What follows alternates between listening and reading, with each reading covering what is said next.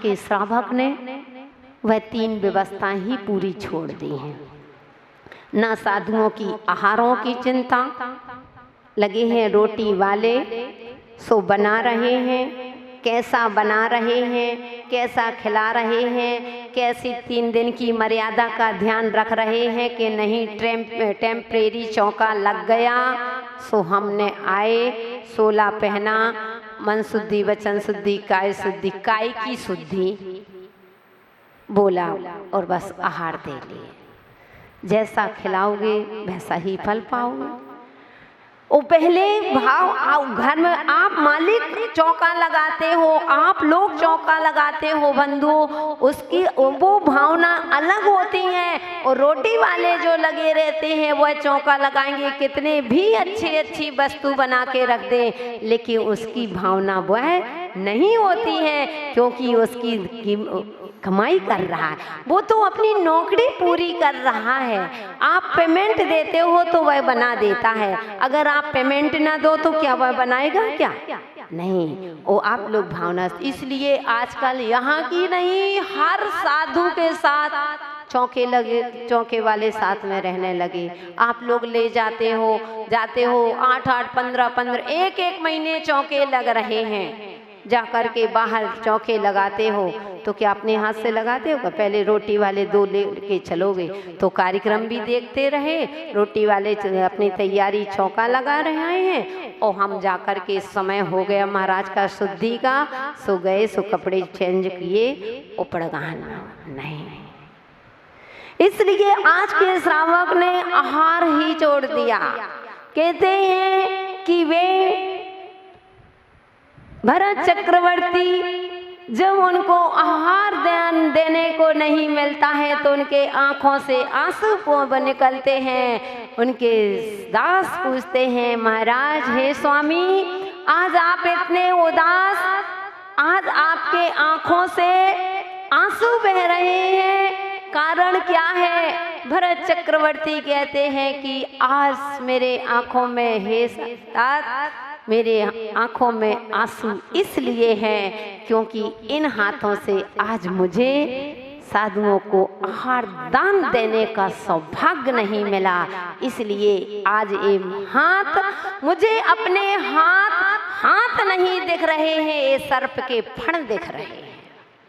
और सोचो, एक दिन अतिथि को आहार दान देने नहीं मिला तो हाथ नहीं, उनको सर्प के फण नजर आ रहे हैं। ओ ज्ञानी आत्माओं, आपकी सोचो, आपकी क्या स्थिति होगी? कभी आहार देने के भाव ही नहीं होते, और साधु होते हैं तो माता जी हम इसलिए नहीं देते, पॉसिबल नहीं है, क्या करें माता जी, शूद्र जल के पहले के महाराज होते थे, शूद्र जल का त्याग करते, इसलिए नहीं चलता। क्या नहीं चलता?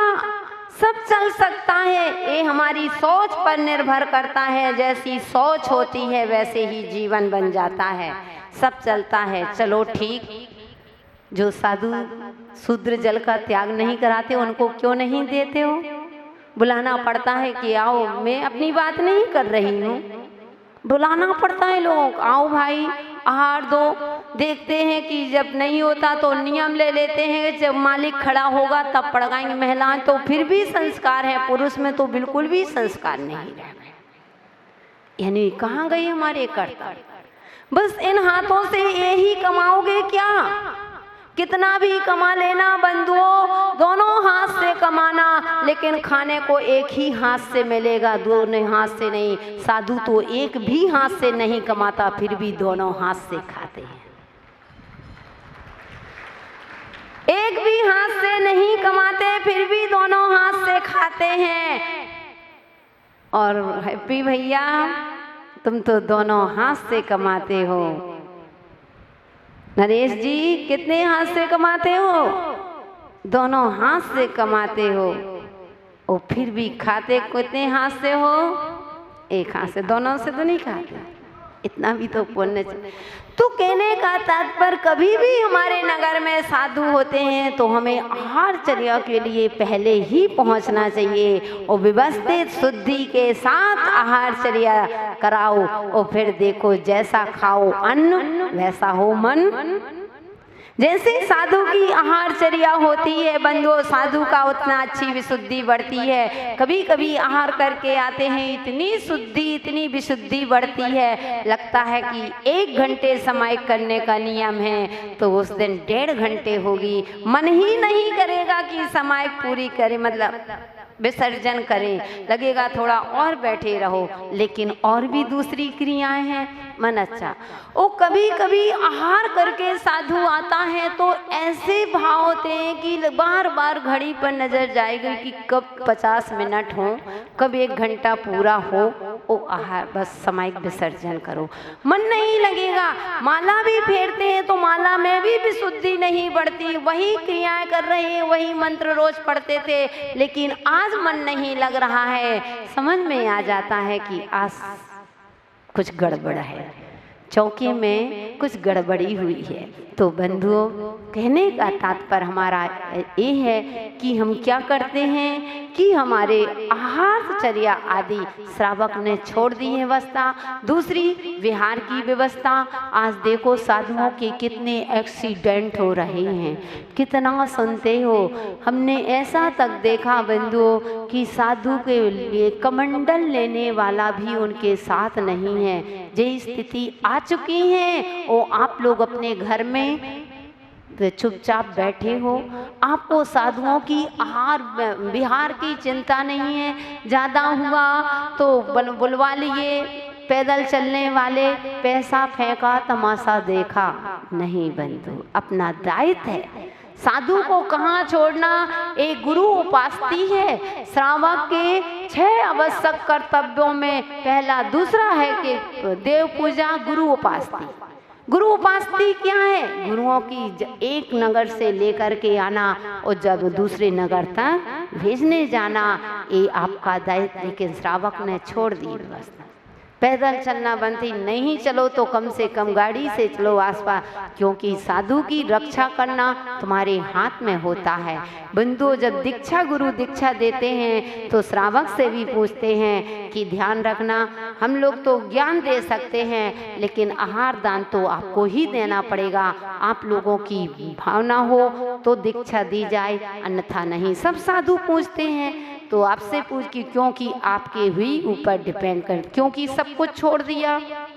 इसलिए बंधुओं, बिहार की चिंता, बिहार होता है तो साधुओं की बिहार में हमेशा रहे, आगे रहना चाहिए। और तीसरी, निहार की व्यवस्था, शौच आदि की व्यवस्था आपको ही बनाना पड़ेगी, साधु आदि नहीं बनाता। अगर बनाते हैं तो पाप लगता है। कहाँ प्रासु पानी देना, कमंडल में पानी देना, मिट्टी आदि देना, बेसन आदि देना, ये श्रावक का होता है। पहले के समय में देखो महाराज लोग शौच आदि के जाते थे तो पूरी भीड़ के भीड़, इतने सारे पुरुष वर्ग जाते थे। जब माता जी हरे होते हैं तो महिलाएं जाती हैं, सुबह से आ जाते थे। अब तो सब कुछ बंद हो चुका है, अब जैसी व्यवस्था। तो इसलिए बंधु, मैं ये कह रही थी, हमारा विषय कहाँ पहुँच रहा था, लेकिन प्रश्न आया कि समय सार पढ़ सकते हैं क्या, तो इस विषय पर चल गया कि समय सार पढ़ना कोई नहीं। कहते हैं पहले प्रथमान योग पढ़ो, पहले प्रथमान योग पढ़ो, फिर समय सार पढ़ना। क्योंकि अगर मेरा आपसे प्रश्न है कि आप भूखे हैं तो भोजन पेट रोटी से भरेगा कि चॉकलेट से भरेगा? बताओ, किससे भरेगा? रोटी से भरेगा ना किरण जी? किससे भरेगा? रोटी से। यानी चॉकलेट से तो आपका पेट भरने वाला नहीं है, बोलो, नहीं भरेगा। तो इसलिए प्रथमान योग कहलाते हैं हमारी रोटी। और जब रोटी खाने के बाद जब पेट भर जाता है, फिर चॉकलेट चूसो तो आनंद अलग आता है, उसका स्वाद अलग आता है, आनंद आता है।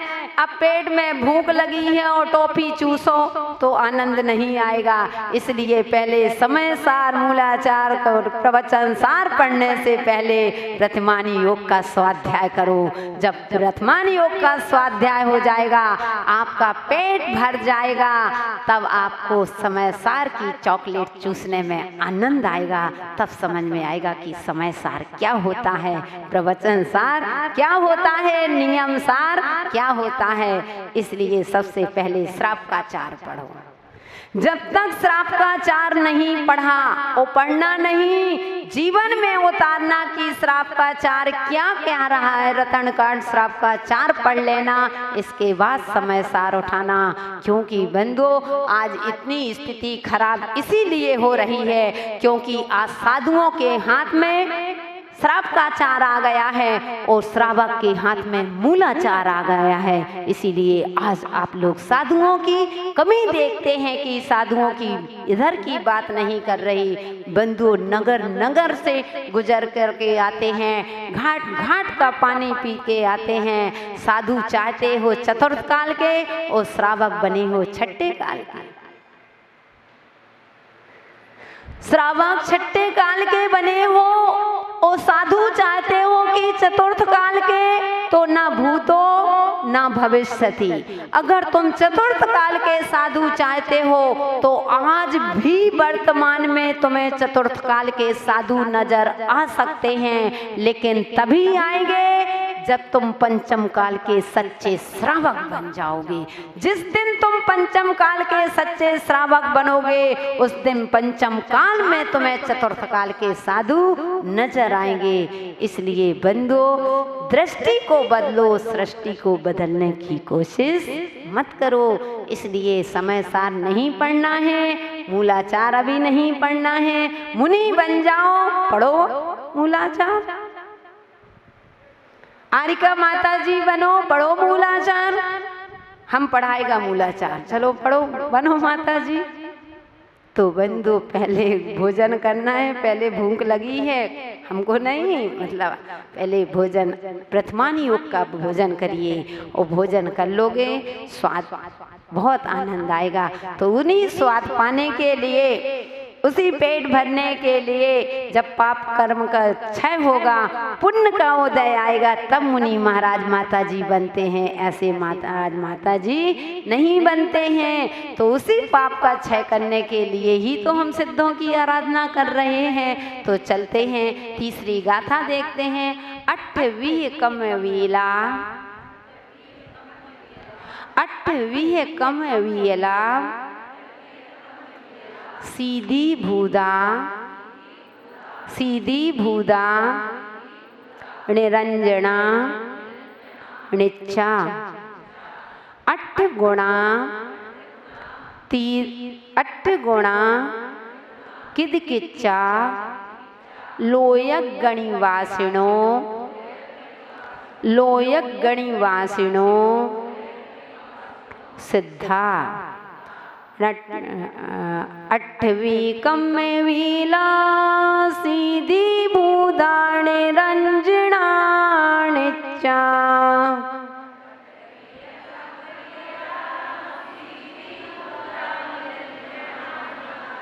आधा आधा पढ़ेंगे, पूरा नहीं आ पा रहा ना, आधा पढ़ेंगे।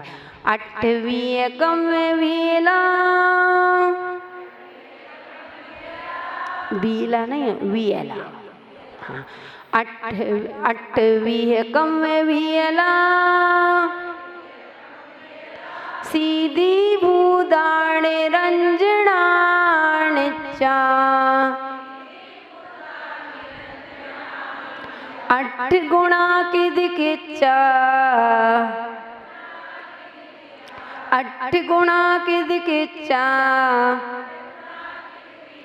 लोयक गणिवासिनो, सिद्धा। लोयक गणिवासिनो, सिद्धा। अब पूरा पढ़ेंगे, ठीक? फिर एक साथ पढ़ना। अट्ठवी कमवीला, सीधी भूदा, निरंजना, निच्चा। अट्ठ गुणा किदकिच्चा, लोयक गणिवासिनो, सिद्धा। आगे वैसे सरल है। यहाँ कहते हैं अट्ठवी है, 8 प्रकार के कमवीला, कर्मों से रहित, सीधी भूदा, निज स्वभाव युक्त, निरंजना जो निरंजन है, निच्चा यानी नित्य है, अट्ठ गुणा और अष्ट गुणों से युक्त हैं। किद किच्चा, किद किच्चा यानी कृत कृत हैं। लोयज्ञ यानी लोकाग्र, निवासिनो निवासी हैं। सिद्ध निवासिनो सिद्धा, निवासिनो यानी निवासी, सिद्धा वे सिद्ध प्रभु हैं। क्या कह रहे हैं? सिद्ध भगवान की विशेषता बता रहे हैं। कैसे हैं? तो 8 प्रकार के कर्मों से रहित, 8वीं कमवेला यानी 8 प्रकार के कर्मों से रहित हो गए हैं। जो 8 प्रकार के कर्म हैं वह कर्म उनके पूरे 6 हो चुके हैं। तो 8 कर्मों से रहित हैं, निज स्वभाव से युक्त हैं। जो जिन स्वभाव अपने स्वभाव में आ चुके हैं, निज स्वभाव से युक्त हैं, निरंजन हैं, नित्य हैं और 8 गुणों से युक्त हो चुके हैं। जब 8 कर्म समाप्त होंगे तो 8 गुणों की प्राप्ति स्वतः ही होगी। तो 8 गुणों से युक्त हैं और किद किच्चा और कृत कृत हैं। लोकाग्रवासिनो यानी लोक सिद्ध भगवान कहाँ विराजमान है? लोक की अग्रभाग पर, बोलते हो ना, लोक की अग्रभाग पर विराजमान सिद्ध भगवान। तो वहाँ पर विराजमान लोकाग्र निवासी जो ऊपर विराजमान होते हैं, लोक की अग्रभाग पर विराजमान होते हैं, वे कौन होते हैं? सिद्ध भगवान। अनंत भगवान तो नहीं होते, आचार्य परमेष्टि तो नहीं होते, उपाध्याय परमेष्टि तो नहीं होते, साधु परमेष्टि नहीं, कोई नहीं। जिनके 8 कर्म मेन है, 8 कर्मों से जो रहित हो गए वही सिद्धालय में। जो हल्का होगा तो वही तो पलड़ा ऊपर जाएगा। जो पलड़ा भारी हो तो क्या वह ऊपर जा सकता है? क्या नहीं। अरिहंत भगवान भी नहीं गए क्योंकि अभी उनके 4 आघातिया कर्म लगे हुए हैं। ओ अपन की तो बात ही मत पूछो। जब मुनि महाराज वस्त्रधारी ही नहीं जा सकते, अभी नहीं पहुँचे, तो आप लोग, हम लोग क्या हो? जब हम लोग नहीं पहुँचे तो आप लोग क्या पहुँचो? इसलिए जो पलड़ा भारी होता है वही नीचे जाता है। जो हल्का हो गया यानी 8 कर्मों से रहित हो चुके हैं, उनका पलड़ा ऊपर स्वतः ही चला गया, उसे भेजने की आवश्यकता नहीं थी।